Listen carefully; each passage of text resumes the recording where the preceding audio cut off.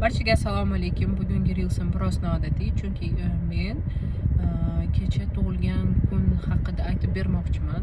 Katta farzandim bilan sinfdoshining tug'ilgan kuniga borgandik va u nima desam ekan, sinfdoshi o'zbek ham emas, rus ham emas, rus tilini ham bilmaydi, o'zbek tilini ham bilmaydi, faqat ingliz tilini biladi.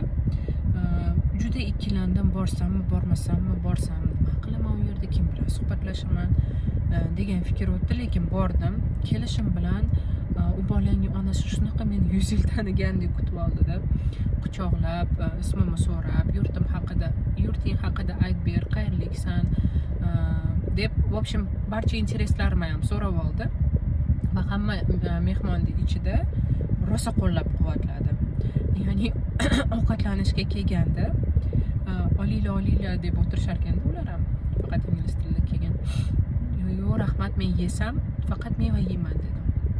Desam, biz kelishingni bilardik va sen uchun deydi, sosiskani ham tovuq go'shtligidan oldik, ovqatni ham faqat mol go'shti bilan tovuq go'shtidan qildik dedi.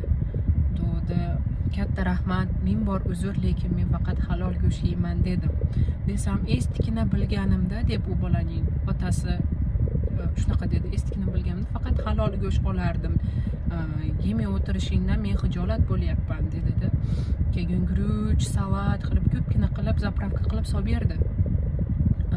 Shunaqa 2 soat qanday o'tganini men bilmay qoldim.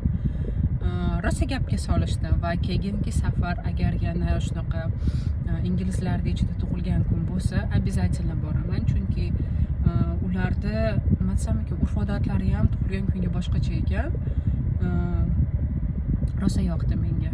Demoqchiman, qo'rqmasdan agar sizlarda tug'ilgan kunga taklif qilishsa, boringlar. Bu sizlar uchun juda ham yaxshi opit bo'ladi, yangi speaking sohasida muloqotda bo'lsanglar, nima desam ekan, ularda yana ham tushunishga imkoniyat bo'ladi-da.